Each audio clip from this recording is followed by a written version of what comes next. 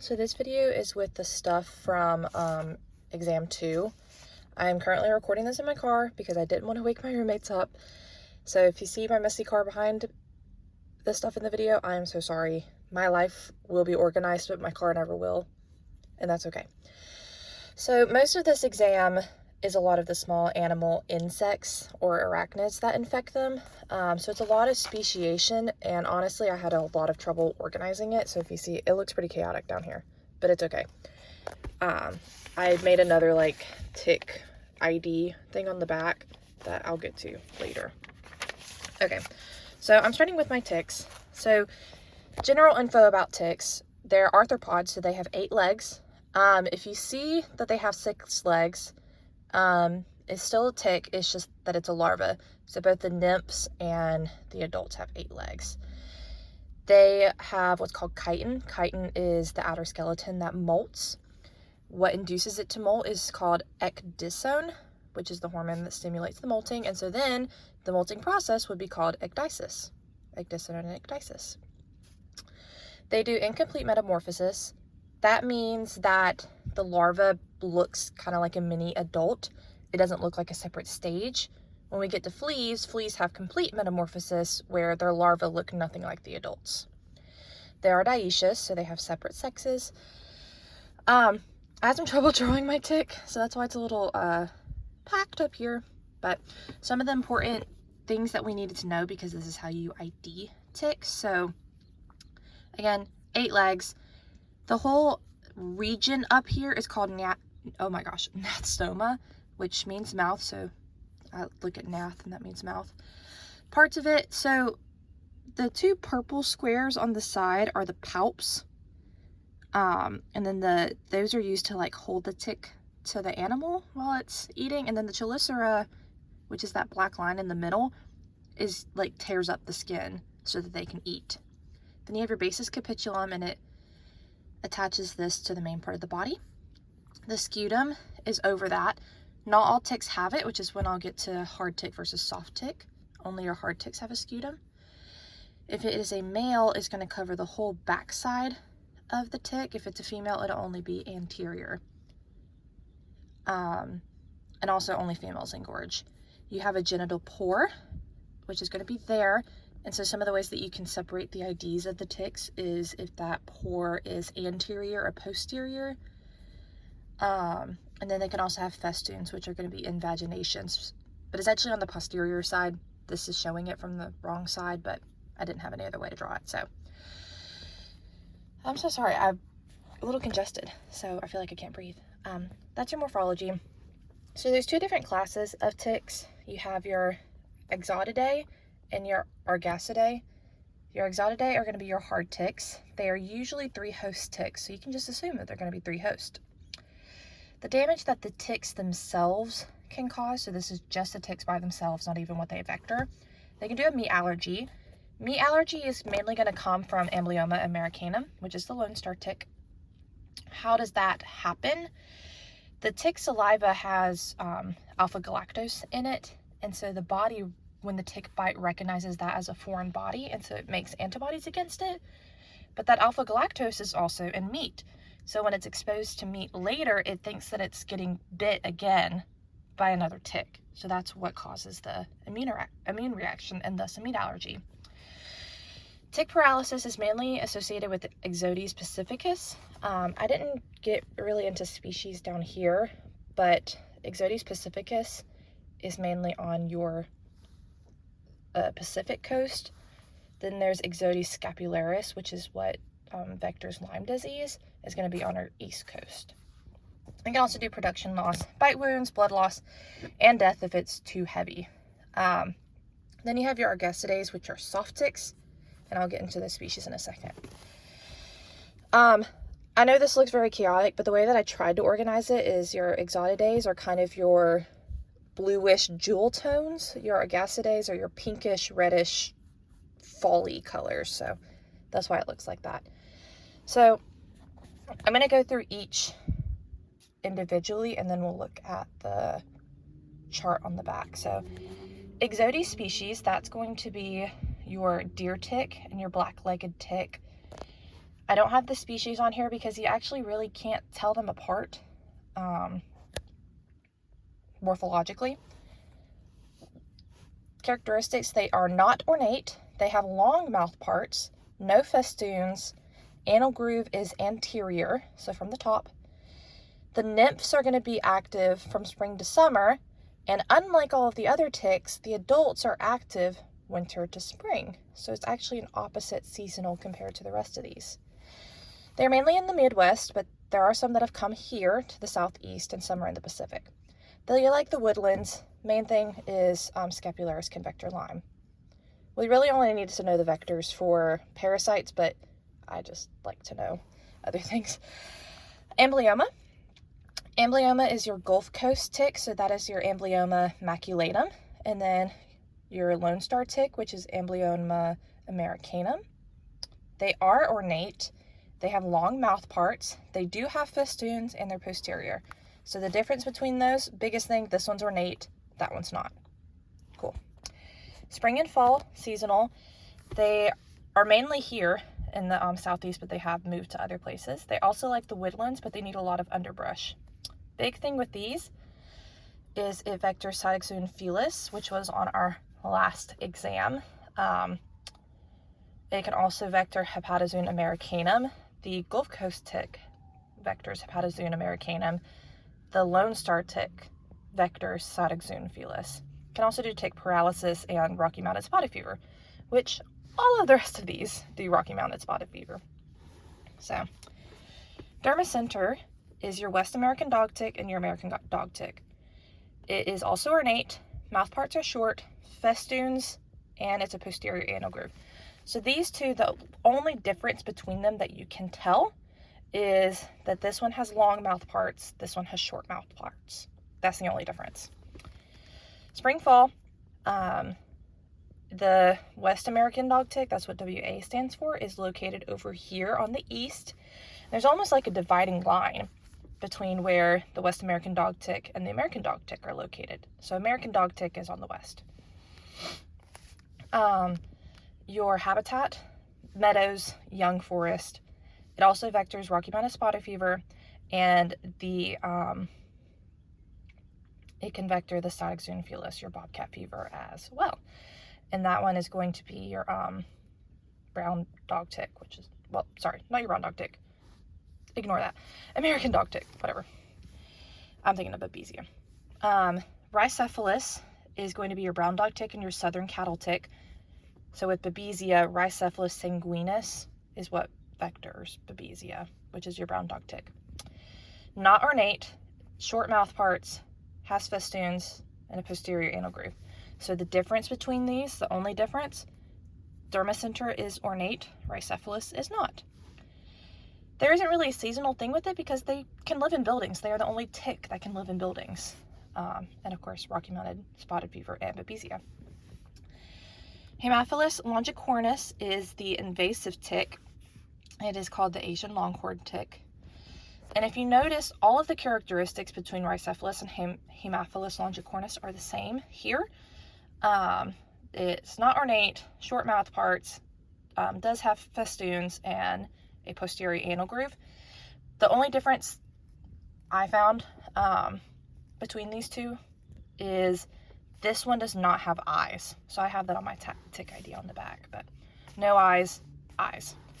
Spring and fall, it is invasive, located more northeast right now, and it doesn't really vector anything that parasitology is concerned about. Icata was a specific thing that was listed for it, but whatever.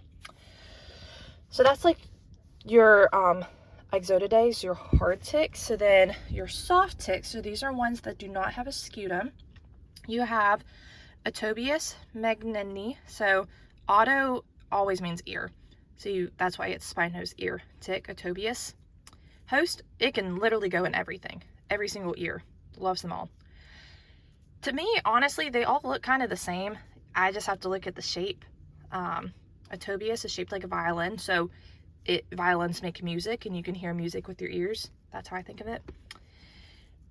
None of these actually carry diseases, which is good. They only cause harm on their own. So the adults actually don't hurt us in Atobius. It's the larvae and the nymphs.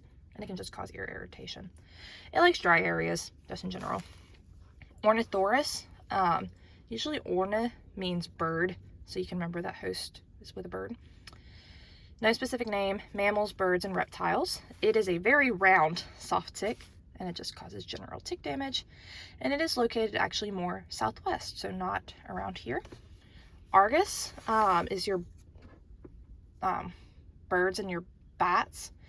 It is very ovoid. She described it as leathery. To me, it looks the same as Ornithorus except for the shape. Also causes general tick damage, but it is located more around here. So to ID these suckers, this is my tick guide that I came up for myself, and it helps me remember. So the first thing I look at, of course, is does it have a scutum? Basically, is it a hard tick or a soft tick? Yes means a hard tick. No, soft tick. So we'll do our hard ticks first. Is it ornate? Yes or no? We'll start with yes. The mouth. First, look at the mouth. If it is a hard tick that is ornate with a long mouth, it is amblyoma. How to tell the difference between these two amblyomas? Americanum is your lone star tick, so it's just going to have that single spot. The issue is the females only have that spot, but if it doesn't look like the tribal pattern is what maculatum looks like to me, then it has to be Americanum.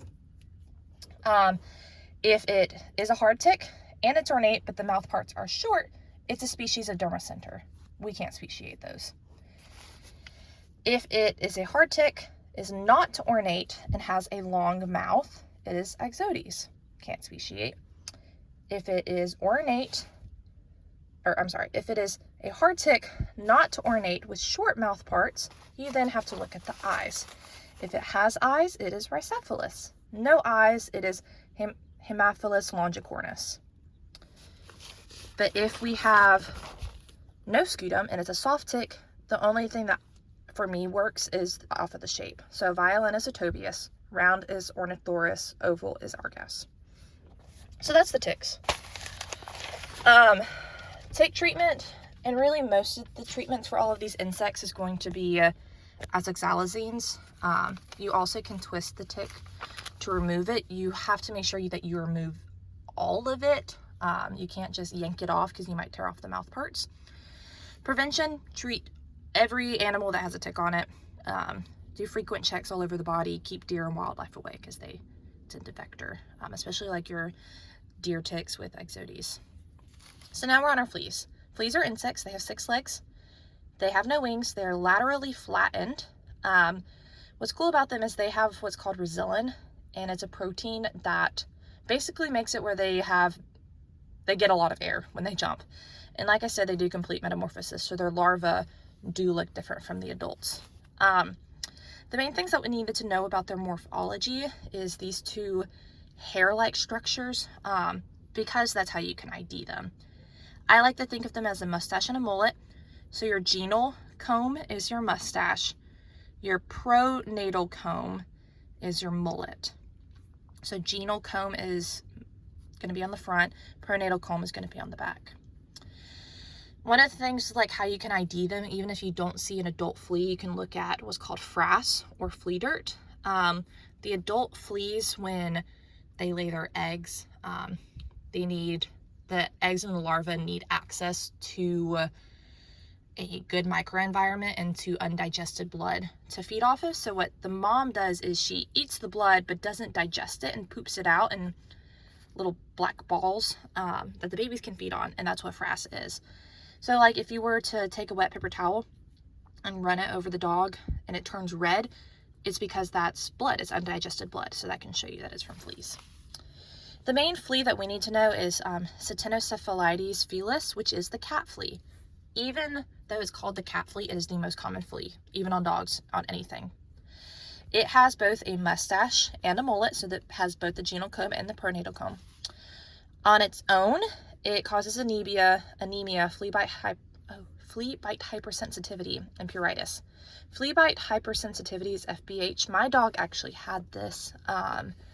It's where they're not just getting the bites, but they are allergic to this protein, the flea anticoagulant protein, and it causes a way bigger reaction than just a flea bite. It looks pretty rough. My dog had sores and everything covered from her. This is when I found her. I promise I did not just let her have fleas and let it be that bad. I found her with FAD really bad. I found her on the street. She was a little street rat. Anywho, so this can vector Diploidium caninum, so that's the tapeworm, and then it can also vector Acanthocylonema.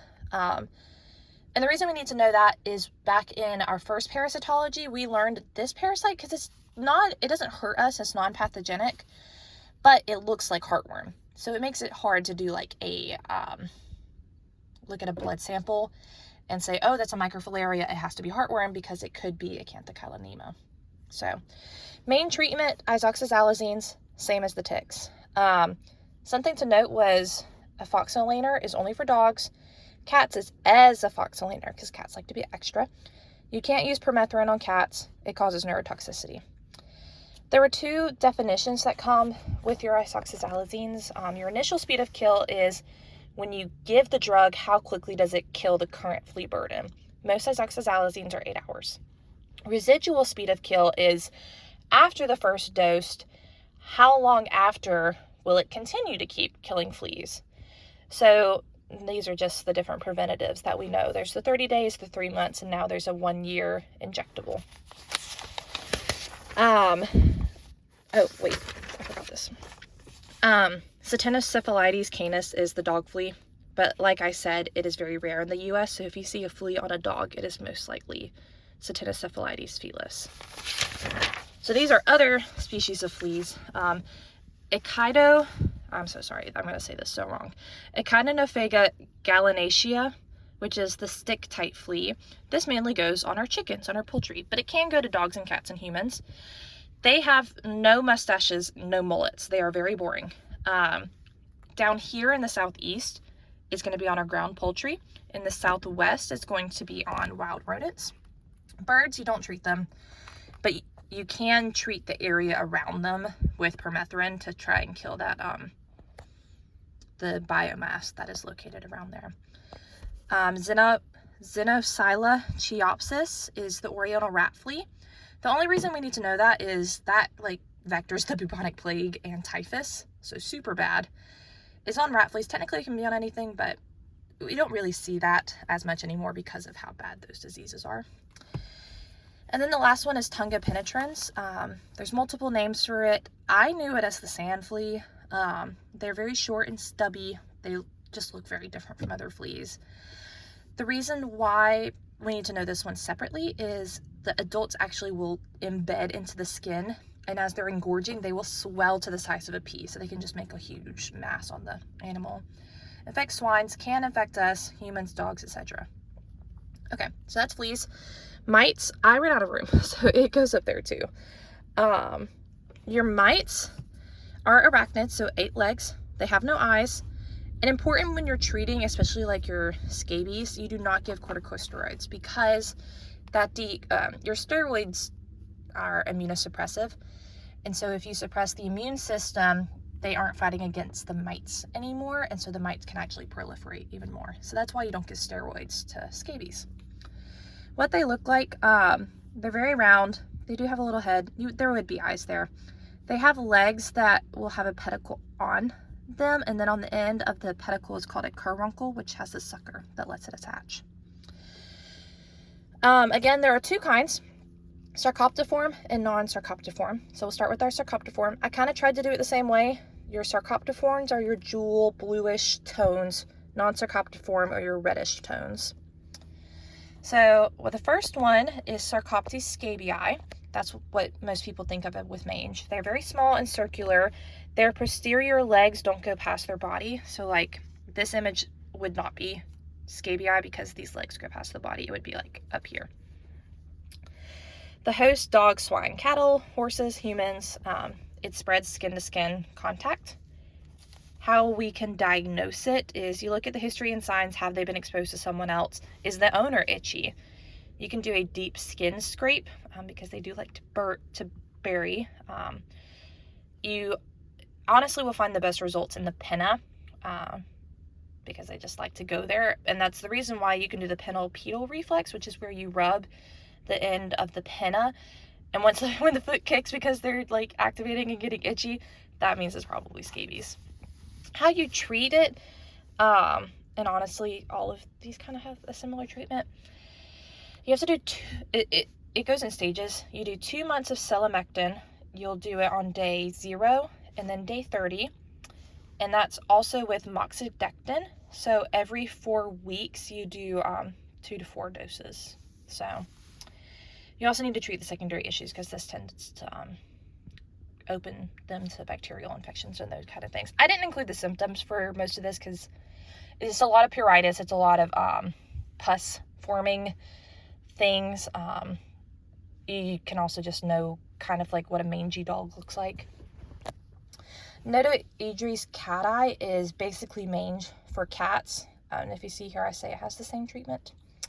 Where it's going to show up on cats is, it tends to be more localized for them. Pinna, the face, and the paws. They have a long pedicle on short legs, so I didn't really draw a very good pedicle on these, but you have your legs and the pedicle is like a little line off of it. So the legs themselves would be really short and the pedicle would be really long. They also have a dorsal anus, so you can see the anus from the top.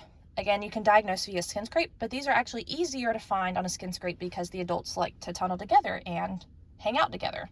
So the other kind of mite that we will probably see a lot is Otodectes cyanotus. So auto, remember, means ear, so that's the ear mite. Transmits skin to skin, is located in the ear canal. Tends to be more in young animals. There is some immunity once they get infected once. You can diagnose via exam, ear cytology, microscopy.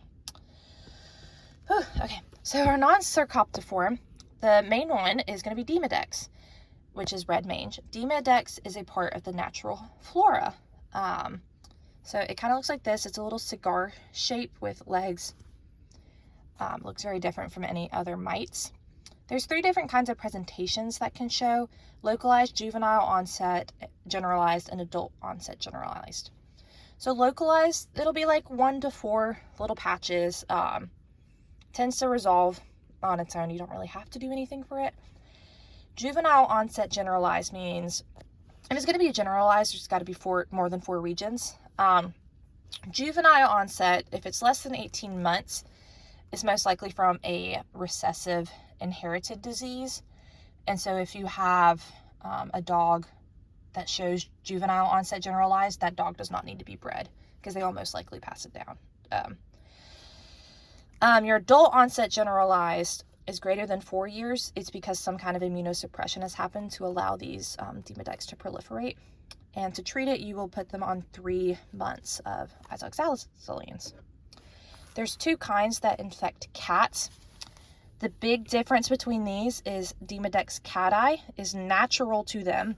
Demodex gatoi is not natural. So Demodex cati, the reason why they'll show symptoms is something is immunosuppressing them. For some reason, it shows up a lot in Siamese and Burmese cats. And to find this one, you have to do a deep skin scrape. Unlike Demodex gatoi, you can do a superficial skin scrape. It is spread skin to skin because it is not natural. And it's located in the stratum corneum. I don't know why we need to know that, but we do. And that's actually more widespread. So, and then I messed up. I ran out of room. So I had to go on the side. The last mite, and so this is a non-cercoptiform still, is Shilatiella, which is fur mites or walking dandruff. Dog kind is Yazguri. This is really stupid. I like to think of it, your dogs really love you when cats sometimes don't show it the best way. So dogs are like, yes, girl. I'm so sorry. It's stupid, but that's how I remember it. Cat is Blakii. They have very large claws. Spreads through direct contact. What's cool though with these is you can just do a clear tape prep. They don't bury or a superficial skin scrape. You can treat though with permethrin, dinotefuran, pyriproxfen, whatever. Okay, that's your mites. Next is lice. So when you are infected with lice, it is called pediculosis. They have incomplete metamorphosis, just like ticks. But the only way that you can diagnose it is you have to see the lice, or like see the nits that go with it. They are insects. They have 6 legs, no wings, and they are dorsoventral flat. So with the fleas, I said they were laterally flat. These are like flat, laying down on the ground. Thankfully, animal lice is not zoonotic. For example, when I volunteer out at the Raptor Center, a lot of those birds come in with lice. And as you're holding the bird, they will crawl on you, and it is absolutely disgusting. But they won't bite you. They won't hurt you. They're just crawling on you. It's just gross. But you won't get infected with it. So cool, but also weird. Whatever. There are 2 kinds, your Malophaga and your Anapleura. Malophaga is chewing, Anapleura is sucking. So Malophaga, oh my gosh, I swapped these. Dang it. I'm so sorry. These are not organized right. Anapleura is supposed to be with this one. Malophaga is supposed to be with this one. I'll have to fix it later. Anapleura, sucking lice, they have the pinchers. This is the only sucking lice that we have to know. Linognathes setosis. So gnath, I like to think of biting. That's why that one's sucking, and that's why I knew this was wrong. And it's with dogs. Malophaga is chewing. They don't have pincers. They feed on debris and hair and feathers. And it goes to these 2. Cats do not have a sucking lice as well. That's also why I knew this was wrong. They have Felicola subrostratus, so they have a chewing louse. And the dog one is Trichodectes canis, and that's also a chewing louse. I'm so sorry that those are backwards. Treatment, isoxazolines. The issue is you can't kill the nits, so you will have to do a second dose. You have to wait for them to hatch.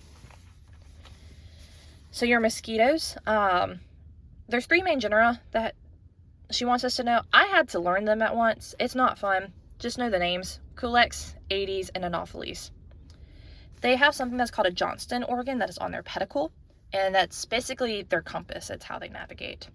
They are luminal blood feeders, so they will look for a capillary in the animal or in our arms or whatever to stick their proboscis into. So something cool that I watched some videos on is if a mosquito bites you and like it's actively feeding off of you, because it's attached to the capillaries, if you flex, it causes like the blood pressure to increase really quickly, and you can pop the mosquito on you. Really cool videos. If you're from here, you already know the life cycle, because I remember being little and having to dump out water on our back porch because of trying to prevent mosquitoes. But they lay their eggs on the water. They develop into wigglers, which are larvae, then tumblers, which is their pupal form, and then adults. They themselves, painful bites, they can cause hypersensitivity. The issue, though, is the vectors. They vector heartworm, Dirophilaria immitis. These are viruses. We don't have to know them. I like to know them. West Nile and Triple E.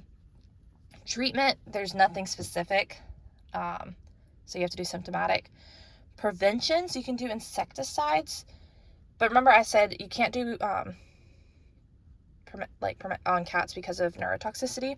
You have to remove the stagnant water, and then just insect control. And then our last insect is our flies. So myiasis is the invasion of fly larvae. 2 kinds, obligatory and facultative. So Cutibra is obligatory. Your cutaneous myiasis is facultative. Difference between a maggot and a bot. Bots are just bigger. The obligatory one we had to know is called Cutibra, rodent botfly. It looks straight up like a bumblebee. Natural host is rodents. It will accidentally go to dogs and cats. The bot is big and brown, has stripes. The diagnosis, you remove it, and ID it. Treatment, you remove it. Don't crush it. Do not crush it. And you can flush the cyst. Technically, isoxazolines will kill the larva, but the issue is if you kill the larva, it's going to go into the body, and now you have a dead bot floating around in the body, and that's just not good either. The life cycle of Cutibra is a little funky. The adults don't lay it directly on the host. They lay their eggs near a rodent nest. And then when the rodent comes out, the eggs detect the movement, they hatch, the larva will go to the host and burrow in, make a breathing pore for them to breathe out of, and then go through 3 molts. Then they will exit the animal, pupate, and become the adult. This whole process takes a whole year. So that's Cutebra. Cutaneous myiasis is caused either by caliphorids, so your blowflies, and then sarcophagid, which is flesh flies. So sarco means dead, so it's feeding on dead flesh. They normally lay eggs in said decaying flesh, but they will go to moist and open wounds. That's bad because it can cause ulceration and toxicosis. I added, what if cutaneous myiasis was made by larvae forming the wound? So there wasn't already a wound there. The larva itself formed the wound. That's screwworm. That is just bad. It is moving here into the US. It is very reportable. So now these are large animal parasites. So Imira. In our dogs and cats, it was called Cystoisospora, but the coccidia of ruminants is Imira. So cattle, sheep, goats, camelids, horses, chicken, pigs. There are different species per animal. It is very highly species specific. So your cattle, the really bad ones are Bovis and Zooarnie. Zooarnie is bad because it can cause nervous coccidiosis, which I'll talk about in a little bit. And she wants us to know moderately pathogenic ones for cattle because they were found here by people in Alabama and people at Auburn. So E. alabamensis and then E. auburnensis. Camelids is E. macunensis. Oh my gosh. E. macunensis. EMAC. Okay. Horses have E. leucardi, but it's non-pathogenic. It doesn't hurt them. So general life cycle for all of those species, they eat the sporulated oocyst, which are those over there, exits into the intestines, goes through merogony. It can just keep repeating itself if it wants. Some of them will develop into gametes, do gameteogony, form an oocyst, and then sporulate in the environment. So when it first passes, it is unsporulated. Pathogenesis, they can develop immunity, which is good. They destroy lots of intestinal cells. That's why it's so bad. Can die from secondary infections. Clinical signs depends on how many sporulated oocysts they first ate. If it's a light infection, their just feed efficiency is lower. Moderate, some diarrhea, some weight loss. Severe is bloody scours and projectile diarrhea, and they can die. Winter coccidiosis is when you just have a breakout of Imira because it's gotten cold. Those cows get stressed. Nervous coccidiosis, again, is from E. zooarnie, so you'll only see nervous coccidiosis in cattle. It can cause staggers, you're stargazing, and sadly, it is very deadly. Diagnosis, so they have 4 with 2 sporozoites in them. That's the opposite of Cystoisospora. Cystoisospora had 2 with 4 in them. So you just have to think of them oppositely. A lot of them have a micropyle, except for this first one. And that's the main way you can tell the difference from Cystoisospora. Cystoisospora will never have a cap. A lot of your Imira do. E. zooarnie is very, very small. It's round and it won't have a cap. This is what your E. bovis tends to look like. E. macunensis, which is for your camelids, also super deadly. Remember, it comes out not sporulated, so it'll have a single spore out. Large, brown, and they will have a cap. E. leucardi with your horses kind of looks the same. You'll do a qualitative fecal float, but the issue is they can have symptoms before passing it. So you can look at clinical signs. Dogs, if you see it in dogs, it's because they're coprophagic. It can't actually hurt them, so yay. Treatment, Improlium by the mouth. It does have to be a 24-hour withdrawal before culling for meat. Camelids, sadly, for E. macunensis, EMAC, there's no approved. To prevent it, coccidiostats in the feed. Cattle, you can just give them Improlium, the treatment, at a lower dose. You can do ionophores in the feed, but the issue is ionophores are toxic to dogs and horses, so how do you keep them out of the food and water? That would be an issue that you'd have to consider. Also, fecal hygiene, and just reduce the stress to prevent that winter coccidiosis. Whew. Okay, last one. Cryptosporidium parvum. So we both get infected, cattle and humans. So whoa, I'm so sorry, my brain just lost its thought. Life cycle. We ingest, or the cow ingests sporulated oocyst. It'll exist in the intestines. It'll sit in the microvilli. It does not enter the microvilli though, it just sits there. Does merogamy, gametogamy, passes, and it's immediately infected. Interestingly though, there's two types of things that can pass. If it has a thick shell, it'll survive passage and go into the feces. If it is thin-shelled, basically it kind of doesn't survive passage, but it does survive passage. Because it's thin, it easily gets reabsorbed back, and that's why it can cause autoinfection. Pathogenesis, like I said, they never enter the microvilli. They just sit there and damage it and the mucosa. Clinical signs in cows, it tends to infect just calves. It's usually self-limiting, so you don't really have to do much for them, which is good. Older cows, if they have these signs, it's probably Cryptosporidium bovis, which is not zoonotic. So that's why you don't necessarily get worried for them.